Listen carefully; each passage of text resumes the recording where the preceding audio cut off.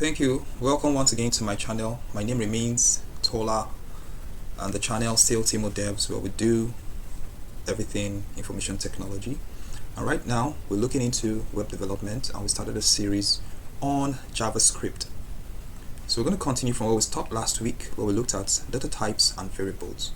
And this week I said we're going to look at operators and operator concepts. So we have different operators to operate on these different data types we saw last week, which are stored in the variables. So we're going to first look at arithmetic operators. So I'm just going to use the comment line, which I introduced last week, the double forward slashes, and then we say arithmetic operators. And the ones we have are the ones that are familiar to us from our basic arithmetic and mathematics. We have the plus, comma, we have the minus, comma, we have the minus, comma, we have multiplication, comma, and we have division, forward slash. Then there's also this other one, the modulo, which we're going to look at. And at least for the basic operators, these are the most basic, and they're all available in JavaScript.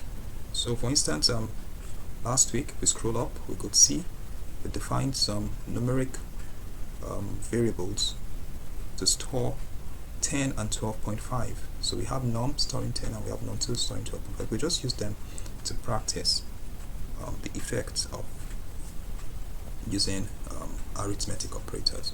So you could just simply say let defining a new variable num3 is equals to, so we're going to store the value of the calculation in num3, num plus num2. Okay, are those the correct variables? Yeah, num and num2. And then we end it with a semicolon, and then we simply console.log to see our results. So if I say console.log num3 and I save that, that will be 10 plus 12.5. That should give us 22.5. Reload, and you could see 22.5 there. So we've used the basic arithmetic operators, and likewise same goes for the minus, the multiplication, and the division. For instance, I could just combine all of them in a simple equation. I could just say let num4 equals to num3 plus num2 minus num multiply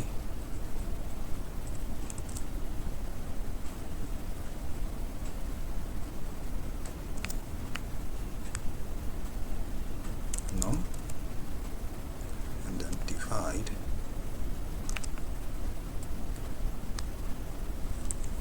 num3. So what's it going to give us? It's going to be some decimal number, definitely. So we're just going to console log it to see the answer. We end this with a semicolon, and then we'll say console.log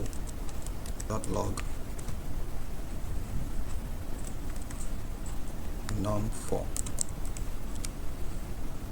Okay, a semicolon. We save it, and we could see the parentheses were added, showing the operator precedence. Usually multiplication and division have the same precedence level, and they always come before the addition and the subtraction.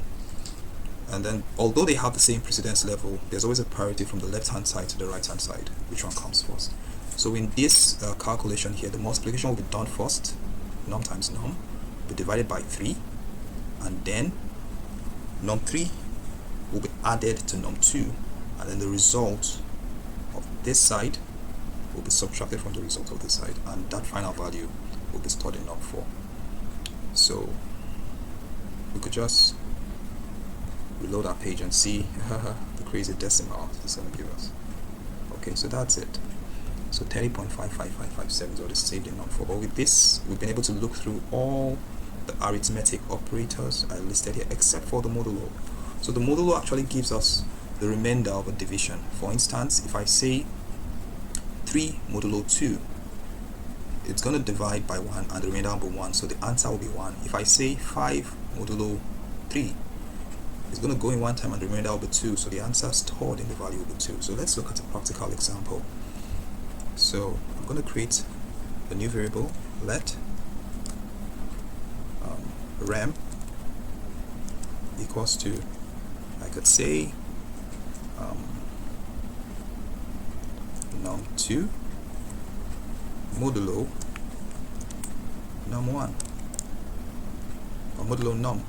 Remember, I think in num we have 10, in num2 we have 12.5. The remainder will be 2.5. So go into 12.5 one time, the remainder of 2.5. And then I'm going to simply console the log.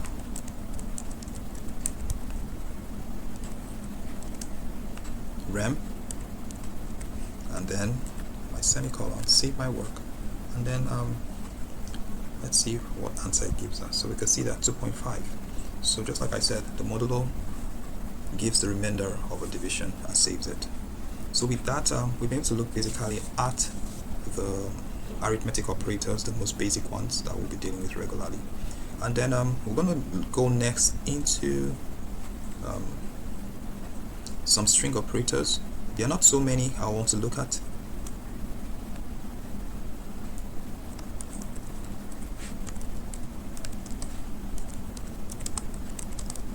Apart from the concatenation operation that is common to strings, which is a way of joining 2 or more strings together.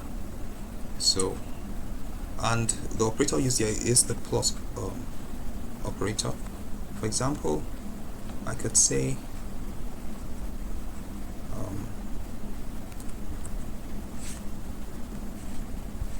okay, let me just scroll this down a bit so I don't have you looking too low below your screen. So okay, let's say we have a string, let string 1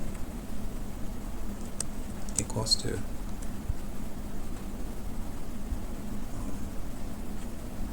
U, let's use a capital U, and then we end it. I'll say let string 2 equals to R, and then we end it.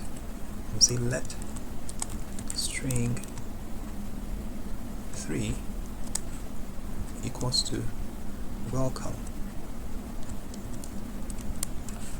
and then we end it.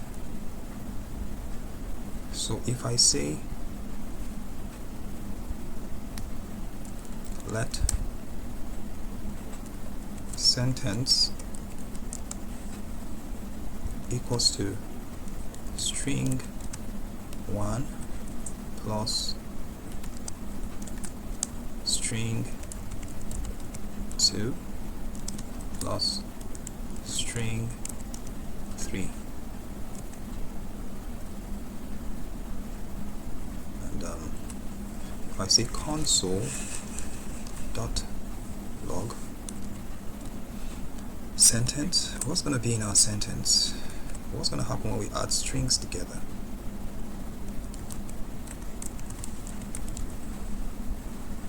No, it's the variable now, not a string. Sentence. We'll end it with a semicolon, save our work, and then we load it, reload our page, and we can see you have your welcome, but it's combined like a word because there was no space given. So in here, what I can simply do is add some spaces in our concatenation. So I'm just going to come here and add the strings directly, an empty space. So I'm going to say, put a space, put a plus, come here, put another plus, and put a double quote.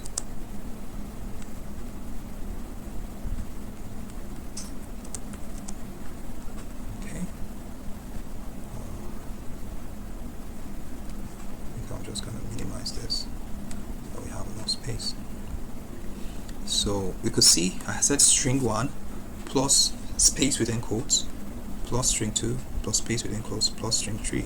So when I save it and then I reload my page, you can see we have the sentence "You're welcome."